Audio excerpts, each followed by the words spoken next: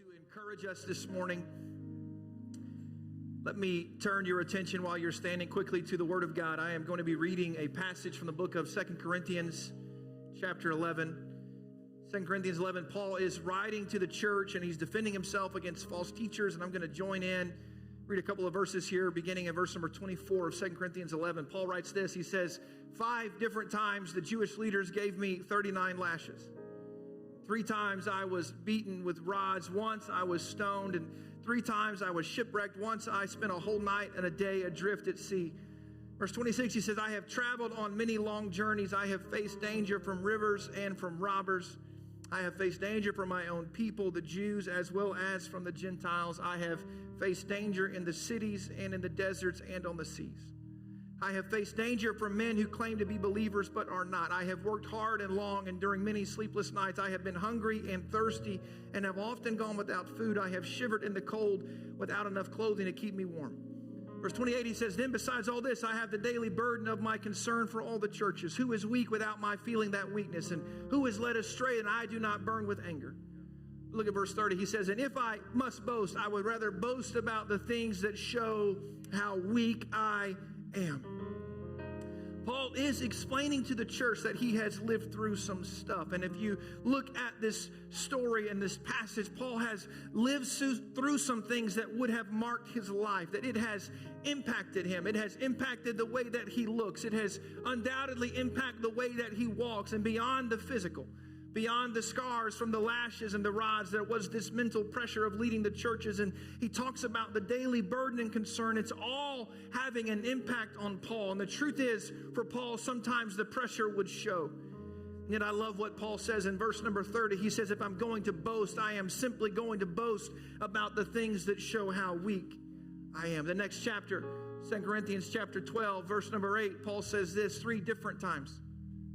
2 Corinthians 12, verse 8, 3 different times I begged the Lord to take it away. Verse 9, each time he said, my grace is all you need, that my power works best in weakness. So I am glad to boast about my weaknesses so that the power of Christ can work through me. Verse 10, Paul says, that's why I take pleasure in my weaknesses and in the insults and the hardships and the persecutions and the troubles that I suffer for Christ. For when I am weak, then I am strong. Here is the word that God gave Paul. My grace is all that you need, and my power is demonstrated, and it works best in your weakness. And when Paul can understand that, it leads to a shift in his perspective. And what he is communicating to the church is that it's the stuff that he has lived through that highlights the grace of God. And when Paul feels like he's weak, God redeems that weakness and brings strength. For the next few moments, I want to preach from this thought. You look like what you have been through. You look like what you have been through. Thank you for standing for the reading of the word. You can be seated this morning.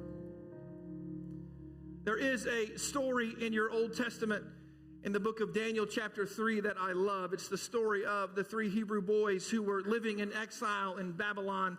There was a narcissistic king at the time who decides to build this towering statue of himself, and then he commanded all of the people to worship the image of himself. And the instructions were very clear that when the music started, so did the worship, and the worship of choice was for everyone to face the golden statue and bow down before it. The Word of God tells us that everyone followed the instructions except for 3 young men, and they stood in stark contrast to those who had bowed. And so the king brings them in and tries to give them a second chance. Perhaps the instructions were unclear, and maybe they weren't sure what was expected of them. And then in a moment, one of the young men speaks up and begins to explain, here's the deal. We understand what you're asking, but you need to know this. We won't bow to anything except our God. We understand what you are requiring. We understand the penalty for our disobedience. We know that you might, in fact, throw us into a fiery furnace, but that is not enough for us to worship anything besides the Lord. He says, we know that God can rescue us, but if he chooses not to, we still will not bow. And this is remarkable faith. The king is outraged, and he quickly orders the 3 boys to be thrown into the fire. And the fire is so hot that the Word of God tells us that the guards who were throwing the young men in the fire were overcome by the heat and the flames, and they died. And while everyone is looking for the boys to die quickly, they don't. And before long, it's noticed and observed that there looks like there is a fourth person in the fire with them. And let me show you the end of that story from Daniel chapter 3, beginning in verse number 26. Then Nebuchadnezzar came as close as he could to the door of the flaming furnace and shouted, Shadrach, Meshach, and Abednego, servants of the Most High God, come out and come here. And so Shadrach, Meshach, and Abednego stepped out of the fire. And then the high officers and officials and governors and advisors crowded around them, and they saw that the fire had not touched them. It's remarkable that not a hair on their heads was singed, and their clothing was not even scorched. And the Bible says they did not even smell like smoke. And this is such an amazing story. In the end is that they do not look like what they have been through, and we celebrate that. I have preached that. Just so you know, that story will preach all day long. There are times that God meets us in the fire on the other side. People do not know what we have walked through and lived through. But this morning, I want to preach to you the contrast, that some of you know the contrast, that you have made it through some things. You have lived through some fire in your life. But the truth of your reality is that there is still some evidence of some of the stuff that you have survived in your life. And I believe that this is what Paul was talking about in our text. He said, I have some evidence in my life of my weakness, that there are some scars that I have that serve as proof to some of the things that God has brought me through. And that's what Paul is saying. Paul is saying sometimes you look exactly like what you have been through. That sometimes the trials of your life impact the way that you live from here on out. And while some see scars and while some may see a limp, Paul said, I see the power of God working through the weakness of man. It serves as proof that God came through for me. And the rest of the story is that if God came through for me, God can come through for you. And so this morning, while we celebrate every time we don't smell like smoke after walking through a fiery trial, I want to preach the other side. I want to tell you that sometimes you look exactly like what you have been through. In 2 Samuel chapter 9, we are introduced to a man by the name of Mephibosheth. And I want to share his story with you. Mephibosheth, 2 Samuel chapter 9, verse 1, one day David asked, is anyone in Saul's family still alive? Anyone to whom I can show kindness for Jonathan's sake? And he summoned a man named Ziba who had been one of Saul's servants. Are you Ziba? The king asked. Yes, sir, I am, Ziba replied. Verse 3, the king then asked him, is anyone still alive from Saul's family? If so, I want to show God's kindness to them. And Ziba replied, yes, one of Jonathan's sons is still alive. He is crippled in both feet. Verse 4, where is he? The king asked. He's in Lodabar, Ziba told him, at the home of Machir, son of Ammiel. Verse 5, so David sent for him and brought him from Machir's home. His name was Mephibosheth. He was Jonathan's son and Saul's grandson. And when he came to David, he bowed low to the ground in deep respect. And David said, greetings, Mephibosheth. Mephibosheth replied, I am your servant. Now, I want you to consider what is taking place here. It was customary for one king when he was new to power, when one king was conquered by another, that new king would execute the entire royal family of the old king. That this was done to consolidate the power, that there is no one left from the old family for people to rally around and support. There is no opportunity then to be overthrown. And this was the prevailing attitude. And so for Mephibosheth, perhaps knowing the custom, I'm sure that that thought was running through his mind when he is summoned to the palace by King David. And from the word of God, we get some details about Mephibosheth. He was born into a life of no doubt luxury. He was the grandson of King Saul, living in a palace with all of the benefits and privileges that would have been afforded to the grandson of the king. And then something happened, that there was a day where a battle was being fought. And in a moment, the end result was not great. In a moment, the grandfather, the king was killed. And his father, Jonathan, also lost his life. And in response to this fight, one of Mephibosheth's caretakers, in an effort to flee and get him to safety, fell while running with the boy. And the result of being dropped by the person that was assigned to his care was that Mephibosheth was crippled for the rest of his life. And in a moment, everything in his world changed. That he is now no longer part of a royal family. He no longer lives in luxury. He is crippled, and he finds a place to live, and he's scratching out an existence. And it's a long way from a palace in a place called Lodabar. And Lodabar actually means no pasture. And so for someone living in agrarian society, he can't grow crops there, and he can't raise cattle or sheep there, and he can't even walk unassisted. He is trying to make the best of it. He is struggling, but he is living. And then one day there were messages from the palace who show up, and the king has demanded Mephibosheth come to the palace. And this is the day in the back of his mind that he has dreaded. He has thought it could happen at any time. The king no doubt wants to kill him and remove any evidence of the house of Saul. And yet when he gets there, the message from the king is something completely different. David is not looking to kill him. David is looking to bless him. I want to show you what happens beginning in verse number 7. 2 Samuel, verse number 7 says this, "Don't be afraid," David said. "I intend to show kindness to you because of my promise to your father Jonathan. And I will give you all the property that once belonged to your grandfather Saul, and you will eat with me at the king's table."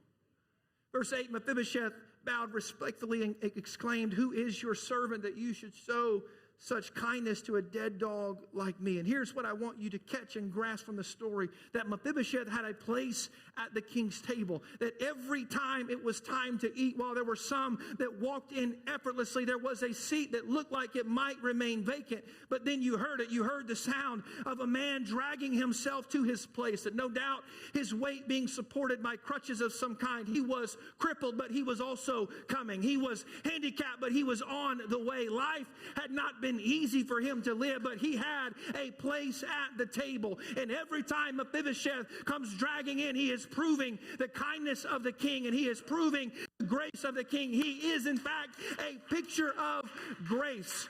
Had there been pain in his life? Absolutely. He had been impacted by the carelessness of others. It had marked him. He knew struggle, but he also knew that he had a place at the king's table. This morning, I want to preach to some that might identify with Mephibosheth in the room. You know what it is to live through struggles in your life. You know what it is to live through some pain. You know that there has been some difficult seasons in your life, and perhaps like Mephibosheth, you've been able to pinpoint the moment that life got hard for you, and the root of your pain and the cause of your difficulty is really not your fault. It belongs to someone else. It was the actions of someone else that hurt you, someone that was supposed to care for you and they did not, someone that was supposed to look after you and they dropped you, and as a result, you have been impacted, you have been hurt, and you have spent years of your life just trying to make it. But can I preach to you on a Sunday morning? I am so glad that you are here. I know that there are some days where you feel like you have to drag yourself here. I know there are some Sundays where it takes effort for you to get to the house of God. You live with pain and heartache and struggle. I understand, but you are here. And can I tell you that you look like what you have been through? You look like it. You've tried to hide pain and disappointment. You've tried to cover the challenges and issues in your life. But the truth is, crutches are hard to hide. And can I tell you that every time you come limping into the house of God, every time you drag yourself to the table, you are a picture of grace, and you are a testimony to the goodness of our King. And I am so thankful that you are here. I am so grateful that you make the effort to come. Because what you do not realize is that every time you struggle to get here, you are giving hope to somebody else. There's something about seeing someone else's struggle that paints yours in a different light. And Paul, in our text today, would speak of the beatings. He would speak of the scars. But he concludes it by saying, this is what I know. Everything that looks like weakness in my life is really a canvas for God to display his strength. It is the scars. It is the stuff that I have survived that speaks to the rescuing power of God. And you are a testimony of the grace of God every time that you come. Have you suffered? Absolutely. But you are bringing hope to someone else. You are bringing hope to someone else. And in this room, can I tell you that there is always going to be a place for you? I thank God that we have people in this church that look like what they have been through, that there are people in the house who have lived through heartbreak. There are people in the house who know what it is to be abandoned by a spouse. They have walked through the devastation of divorce, perhaps even the harsh reality of prison. There are people in this room who have lost everything more than once. They have rebuilt their life. They know the pain of burying family. They have suffered through the loss of a dream. They have lived through stuff, and it shows. And I am thankful that you are here, because when you come, you are giving hope to somebody else. And you can be embarrassed by the evidence if you want. But like Paul would say, this is my weakness, this is my scars. But it just shows to display the strength of my God, that in spite of everything I have lived through, I'm here. In spite of everything that you have lived through, you are here. That you are at the table. You are in your place. And for every broken person that walks through the doors of this assembly, they will find a relatable story in yours. If God can do it for them, He can do it for me. If God can transform their life, He can transform mine. If God can heal their heart, He can heal mine. If God can redeem their pain, He can redeem mine. If God can mend what looks broken, He can mend me. You look like what you have lived through, and I thank God for that, because it is just another tangible reminder that God is able to do exceedingly abundantly above all that we could ask or even think. Let me show you another one. Genesis chapter 32. We find a tipping point in the family or the life of a man by the name of Jacob. He's a man who has spent the last couple decades of his life running, and he's decided he wants to make his way back home. When he left home the first time years ago, he had tricked his brother out of his blessing as the firstborn son. He had lied and said he was someone that he was not, to take something that was not his. Jacob's entire life had been trying to better himself. He was willing to do anything to come out ahead. He had tricked, he had conned others. Then he was forced to run for his life. He made some bad decisions, and the cost of his decisions were significant. And yet on the run, he continues to try to make the best of it. He gets married twice to sisters. That's there. 10 out of 10 don't recommend. You'll go to prison, but he did it. Married to sisters. And he ends up with 12 kids. Also, I have 2. That's a lot. He has 12 kids. He's been successful working. He's grown wealthy as a rancher. And yet there's something that's missing in his life. He just wants to go home. And he decides to go home. His thought is that he can buy forgiveness from all of those that he has wronged. And we find him in Genesis 32. And in Genesis 32, he's not the confident, self-made man he projects in front of others. We find him alone, and he is anxious, and he is worried. He's made some terrible choices that led him to this place. He's got a meeting coming with people that he's hurt, and he's not sure how they're going to respond to him. Look at what happens when we find him alone in Genesis chapter 32. I'm going to read this beginning at verse number 24. This left Jacob all alone in the camp, and a man came and wrestled with him until the dawn began to break. Verse 25, when the man saw that he would not win the match, he touched Jacob's hip and wrenched it out of its socket. So then the man said, let me go, for the dawn is breaking. But Jacob said, I will not let you go unless you bless me. What is your name? The man asked, and he replied in a moment of honesty, my name is Jacob. Verse 28, your name will no longer be Jacob. The man told him, from now on, you will be called Israel, because you have fought with God and with men and have won. Here's what I want you to notice. Jacob spent all night long wrestling, and the result of the wrestling match is mostly good, right? He's been wrestling with God all night, and really this is the picture of his life. His entire life has been a struggle. And yet the result of this struggle with God is that he is blessed. His name is changed from Jacob, which meant liar and deceiver, to the name Israel, which means someone who has favor with God. But the name change was not the only thing that Jacob exited that struggle with. He also left that struggle with a limp. In other words, Jacob looked like what he had went through. And it impacted the way that he walked for the rest of his life. But while others may have seen a handicap, Jacob saw grace. That Jacob would look at his halting gait and remember the night that God met him in the middle of his mess. When he was anxious, God showed up. When he felt completely alone, he looked up and discovered he was not, because God was there. And while Jacob is so aware that it was his decisions, it was his choices that culminated in this place of hurt and isolation, even then, even when it was his fault, God was faithful and God showed up. Yeah, there had been a wrestling match, but God was there. And Jacob would rather limp through the rest of his life with the favor of God than walk without it. He looked like what he had been through, but it was a testimony that God had shown up. Can I preach to somebody in the room that knows what it is to limp in your life? You look like what you have been through. And if we are honest, unlike Mephibosheth, who was dropped by someone else, sometimes the truth of our life is that we are impacted by our own choices. And like Jacob, we can make a mess of things. And while we have regrets and while we wish there were things that we can undo, there are circumstances in our life that leave us walking with a limp. Can I preach to you this morning? Please don't hide the limp. Please don't feel like you have to fake it, because your limp is a testimony to other people that you are a picture of grace for somebody that wonders, have I messed up too much? Thank God for those who limp. Thank God for those who continue to have the evidence of the struggle that they have lived through. If you are struggling with a limp this morning, if you have lived through some stuff that maybe it was your own fault, it was choices that you made, can I tell you today that you are not the only one that limps here?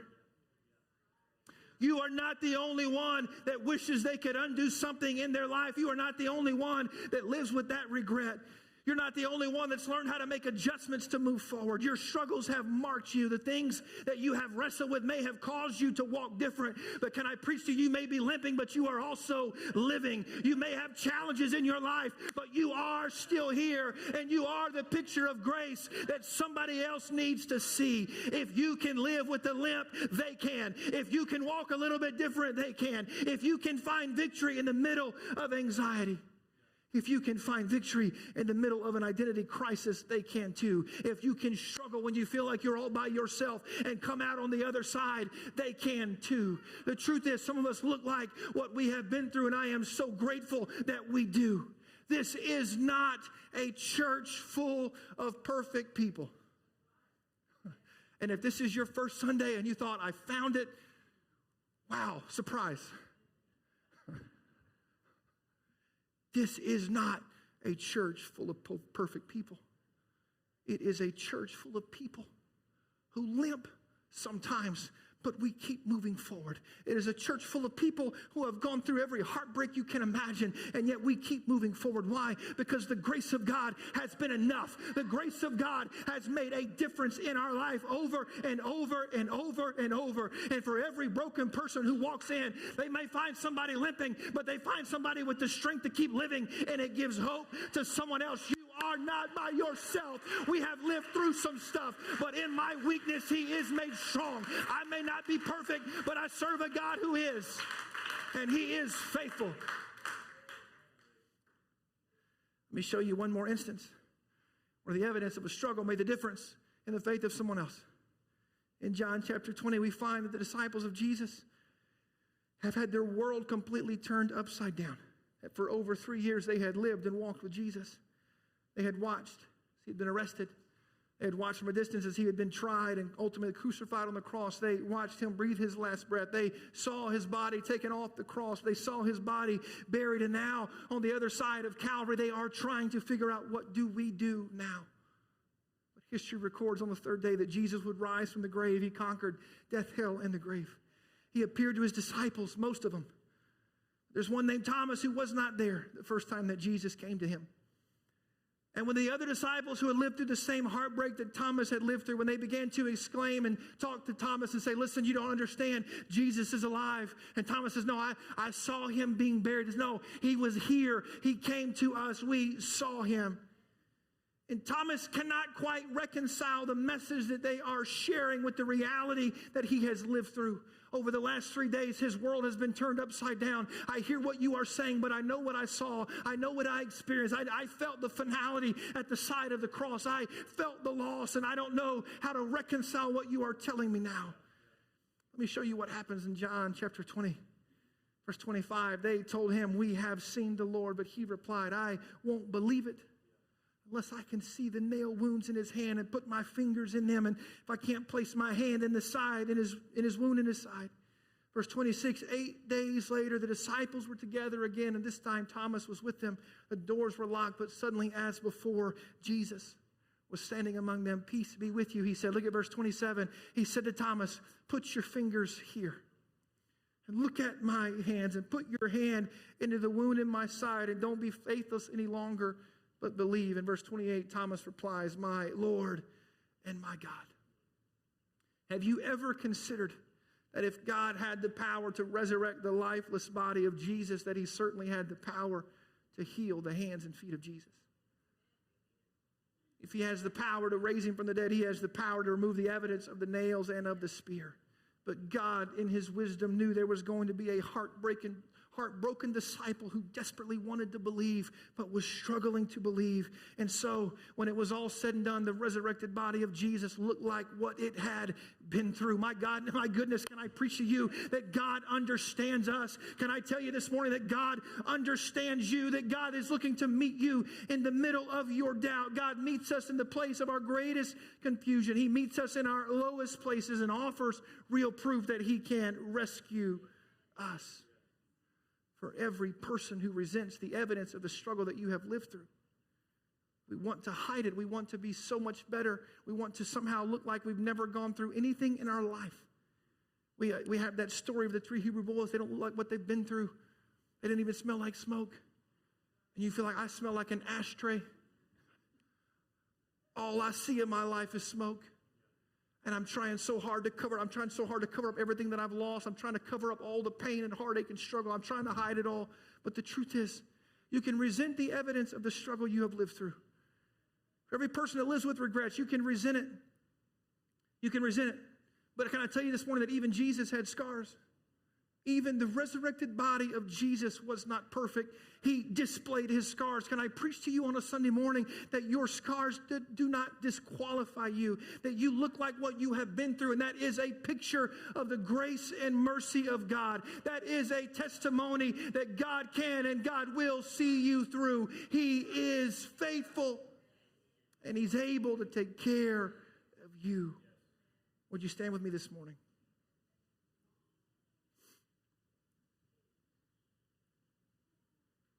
One of the most valuable things in the world is the diamond. A diamond. They are stunningly beautiful, incredibly unique, and apparently what you have to put on a ring to get a girl to marry you. Whoever decided that, thanks for that. And yet for all of the beauty and all of the uniqueness of the diamond, the truth is the diamond looks like what it has been through. That it is the intense heat. It's the incredible amount of pressure that the diamond experiences that shapes the stone, and it transforms the stone into a gem that is sought after and desired. If I could say it this way, the diamond becomes a masterpiece because of what it went through. It becomes a masterpiece because of the process. And I close with a verse, Ephesians chapter 2 this morning. Paul, the same writer we started with today, the same writer who spoke of his scars, the same author who penned the words that my strength is made perfect in weakness, Paul would write in Ephesians chapter 2 verse 7, so that God can point to us in all future ages as examples of the incredible wealth of his grace and kindness toward us, as shown in all he has done for us who are united with Christ Jesus. God saved you by his grace when you believed, and you cannot take credit for this. It is a gift from God. That salvation is not a reward for good things we have done, so none of us can boast about it. Verse 10, look at this. For we are God's masterpieces.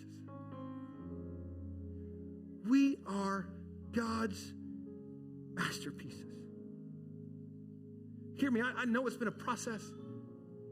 I understand that it has been a struggle. And I understand that we can sit around and question, why is it that I have to live through that? And can I preach to you as a pastor this morning? I understand that struggle because I have prayed that prayer. Why is it that I have to live through this? Why is it that I have this pressure? And why is it that I have this pain? Why is it that I feel this heat? Here's why. Verse 10, we are God's masterpiece.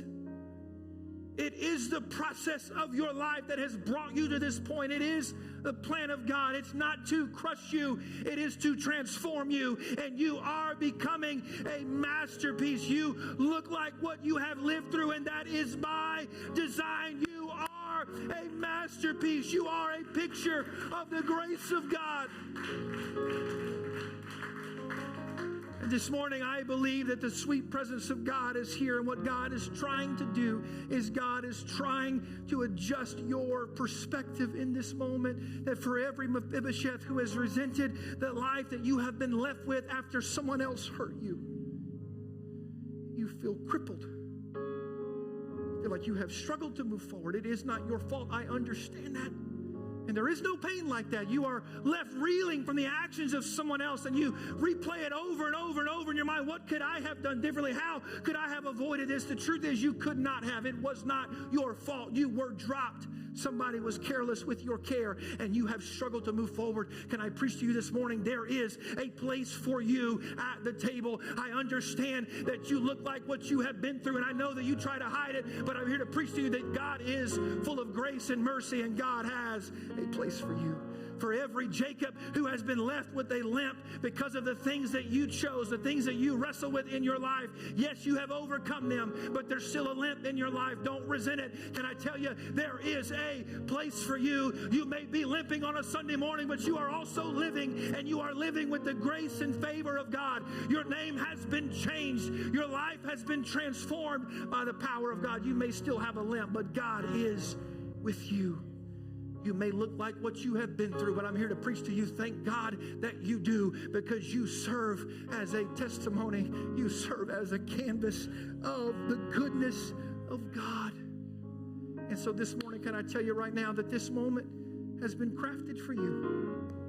I believe that God has brought us to this place for this moment right here. And this is what I feel. This is what I sense in the Spirit, that there is healing in this room, that there is healing in this house. And if you have walked in resenting the struggle, if you have walked in today upset and frustrated with the pain, if you are annoyed and irritated with every scar that you try so hard to hide, I'm here to tell you this morning that there is healing in the room, that the Spirit of God is here. He knew you were coming, and He brought a word for your heart. You may be weary and well-doing, but you will reap if you faint not. You may be limping, but can I tell you, you are still living. You may be crippled, but there is still a place for you, that God will supply all of your needs according to His riches and glory. I feel the love of God, and I'm just going to invite you right now to respond. If you want to step out from where you are, if you want to pray where you are, that's fine. But in this moment, I believe that what God is trying to do is not just heal your heart, but I believe that God is trying to adjust your perspective, that perhaps you could see it from a different angle. Yes, there has been hurt.